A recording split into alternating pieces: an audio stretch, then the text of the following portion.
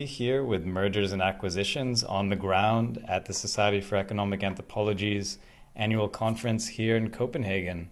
And I'm currently with Cindy Isenhour, an amazing and super cool economic anthropologist. And Cindy, I would like to ask you a question we've been asking a lot of folks here. What does economic anthropology mean to you, and what brought you on this journey to becoming an economic anthropologist? Oh, wow, that's such a good question.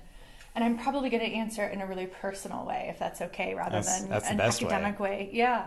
So I think, like a lot of people in the Society for Economic Anthropology, it has to do with a sense of belonging, but also a really welcoming and collegial and intimate atmosphere. And so I'll just retell the story of my first SEA meeting, which is still just sticks in my mind in such an incredible way. Oh, actually, now that I think about it, it was my first AAA meeting, but it had an SEA feel. So let me just explain what I mean. So I went to New Orleans with Kate Brown, and I was in my master's program. This was probably 2002, so a really long time ago. And I went to give my first ever professional paper at the AAA. And I was also with Kathy Pickering, now that I think about it, my co-advisors. So both of them have been longtime SCA members. And I went with Kate and Kathy to a really neat hotel bar, and there met M. Estelle Smith and Rhoda Halpern. Wow. At the same time in this bar. And I mean, this was a long time ago, but it was... I remember I didn't know their work as well then, but of course you meet, some pioneers and you read up on who they are. And then I went to the AAA conference, or no, the SEA conference the following year, and I think it was in Dartmouth, and met everybody again. And I remember thinking at that point, I wasn't so sure that economic anthropology was really where where all of my work was headed. But I think as a student, you hear theory and you hear ideas that make a lot of sense, and you start to incorporate them into your own work, and then you start to figure out, oh, well, here are where some of my threads are, and you kind of figure out what your intellectual genealogy is. And so I think part of economic anthropology for me has to do with those personal connections and welcoming, and a conference atmosphere that is very helpful to students and to any presenter, really. I mean, we've heard a ton of it today, of people giving advice on, other things to consider, other readings to read. And so, yeah, a part of my answer certainly has to do with that. Now, I can give a more academic answer too. I don't know how long you want this to be. Yeah, no, let's do both. Both answers are good. You can do it back to back. Yeah. What does economic anthropology mean to me?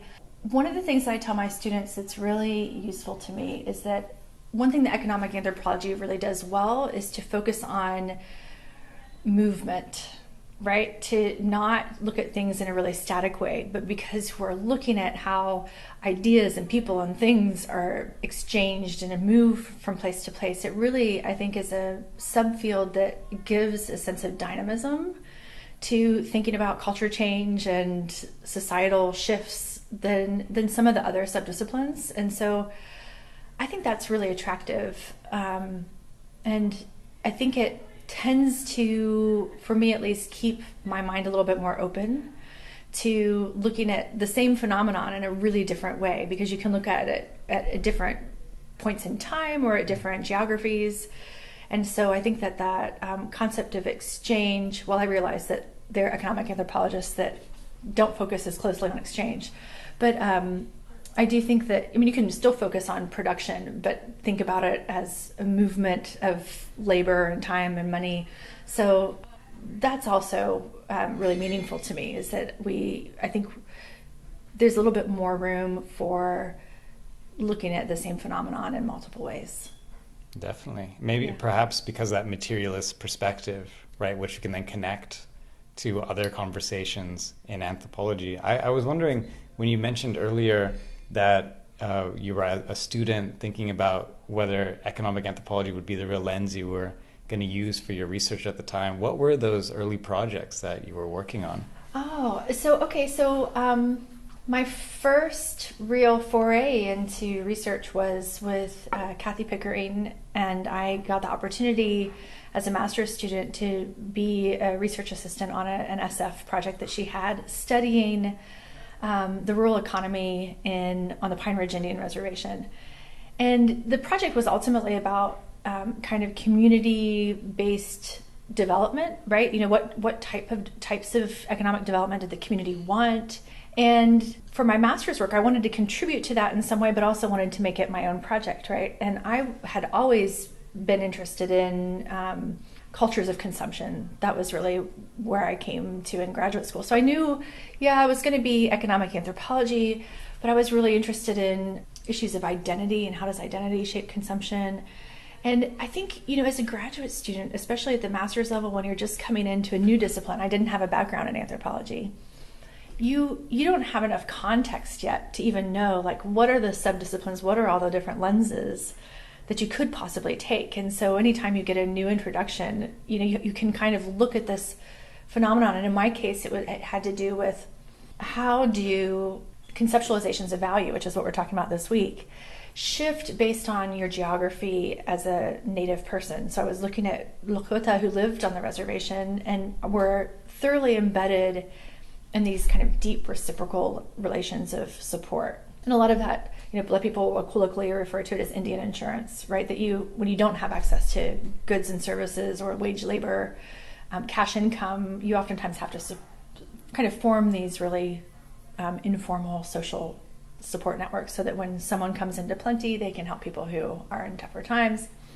And I was interested to know if that would shift as people moved into urban areas, as Lakota would move into urban areas.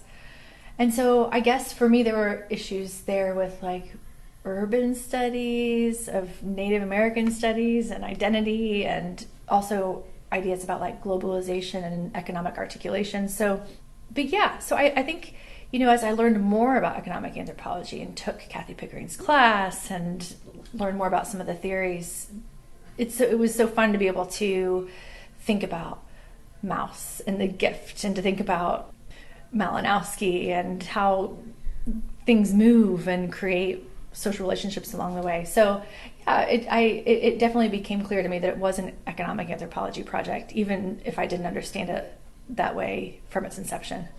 No, completely. Yeah, thanks so much for sharing that with us, Cindy. And I'm very glad that economic anthropology won out against urban studies and all the other Is it fair to say, though, that I think we all use multiple perspectives, right? Totally. Yeah, it's always in combination. Yeah. But no, it's been a clear home for me intellectually and socially, too. It's just a great group of people. And that includes you, Aneil. Oh, you too, Cindy. Well, you've been a real mentor for me in this space. So it's great to hear your experience coming to a SCA conference and connecting and learning from the economic anthropologists that were there as well. And I'll tell just one more story. I still remember the first time, actually it was at the Dartmouth conference. So Deb Winslow, who was at that point the NSF program director, came to my poster at that first SCA meeting and spent probably a half an hour with me just walking through like methodological questions and how I might be able to get at a specific research question methodologically. It was just so cool. Like, talk about mentorship. And it was really helpful. Oh, that's great. Well, I think all of us have been enjoying experiencing that again, being together here in Copenhagen, particularly after this pandemic, right? It's so nice to have a bit of an in-person conference. So absolutely. And I hope the people online are also enjoying it too. I mean, there's something great about that extended discussion of papers, even if you're online. Oh, completely. And being able to have more voices in the space. Yeah. It's really great. For sure. And for all of you all listening, be sure to check out Cindy's curated series on mergers and acquisitions.